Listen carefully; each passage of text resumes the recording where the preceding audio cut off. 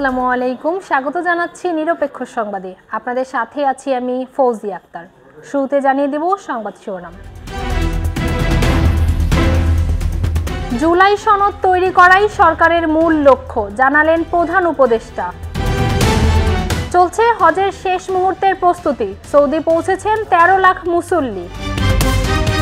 এবং সিঙ্গাপুরের বিপক্ষে খেলতে বাংলাদেশে পা রাখলেন হামজা চৌধুরী। শুনছিলেন শিরোনাম, এবারে বিস্তারিত। জাতীয় ঐকমত্য কমিশনের সঙ্গে প্রথম পর্যায়ের বৈঠকে রাজনৈতিক দলগুলোর সঙ্গে যেসব বিষয় ঐকমত্য হয়েছে সেগুলো নিয়ে জুলাই সনদ তৈরি করা হবে বলে জানিয়েছেন প্রধান উপদেষ্টা ডক্টর মোহাম্মদ ইউনূস। তিনি বলেছেন, জুলাই সনদ তৈরি করাই অন্তর্বর্তী সরকারের মূল লক্ষ্য। সোমবার বিকেলে প্রধান উপদেষ্টার সভাপতিত্বে ঐকমত্য কমিশনের সাথে সর্বদলীয় বৈঠকে তিনি একথা বলেন। প্রধান উপদেষ্টা বলেন, বিভক্তিকরণের জন্য রাজনীতি সৃষ্টি করা হয়নি, রাজনীতি সৃষ্টি করা হয়েছে ঐক্যবদ্ধ হওয়ার জন্য, দেশের মঙ্গলের জন্য। সে সুযোগ যেন হারিয়ে না যায় সেই আহ্বান জানান তিনি। বৈঠক চলাকালীন সময় প্রধান উপদেষ্টা প্রেস সচিব শফিকুল আলম সাংবাদিকদের জানান, মঙ্গলবার থেকে রাজনৈতিক দলগুলোর সাথে আলাদাভাবে দ্বিতীয় দফায় সংলাপ শুরু হবে। এবারে আন্তর্জাতিক প্রসঙ্গ। সৌদি আরবে পবিত্র হজের শেষ মুহূর্তের প্রস্তুতি চলছে। এরই মধ্যে কাবা শরীফ তাওয়াফে মক্কায় পৌঁছেছেন 13 লাখের বেশি মুসল্লি। নিরাপত্তার চাদরে ঢেকে ফেলা হয়েছে পুরো নগরী।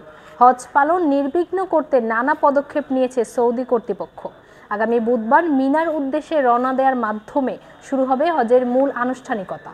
এবছর হজ পালন করবেন বিশ্বের বিভিন্ন দেশের 18 লাখ মুসল্লি।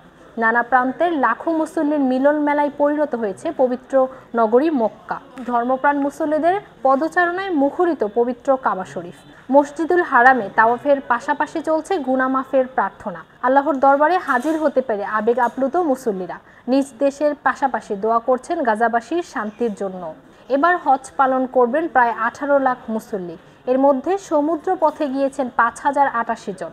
বেশিরভাগই সৌদি গিয়েছেন আকাশপথে। প্রতিবারের মতো এবারও সবচেয়ে বেশি মুসল্লি ইন্দোনেশিয়ার। নিরাপত্তা সহ হজ কার্যক্রম নির্বিঘ্ন করতে চেষ্টার কমতি নেই সৌদি সরকারের। ব্যবহার করা হয়েছে AI সহ উন্নত প্রযুক্তি। গরম থেকে বাঁচতে 50,000 বর্গমিটার এলাকায় ছাউনির ব্যবস্থা করা হয়েছে। মোতায়েন করা হয়েছে নিরাপত্তা বাহিনীর বিপুল সদস্য। সর্বশেষ খেলার খবর।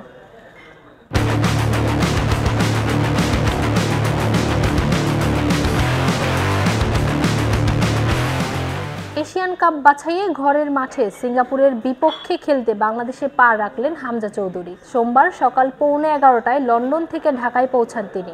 এ সময় হামজার সঙ্গে উপস্থিত ছিলেন তার বাবা মা। ইংলিশ প্রিমিয়ার লিগে খেলা এই ফুটবলারকে বিমানবন্দরে অভ্যর্থনা জানান বাফুফের 3 নির্বাহী সদস্য। বিমানবন্দরের আনুষ্ঠানিকতা শেষে টিম হোটেলের উদ্দেশ্যে রওনা দেন হামজা। হোটেলে খানিকক্ষণ বিশ্রাম নিয়ে বিকেলে জাতীয় স্টেডিয়ামে অনুশীলন করার কথা রয়েছে তার। জাতীয় দলের স্প্যানিশ কোচ আজকের অনুশীলন কালকের মতো ক্লোজড ডোর রেখেছে। এর আগে 25 মার্চ ভারতে এশিয়ান কাপ খেলতে বাংলাদেশে এসেছিলেন হামজা।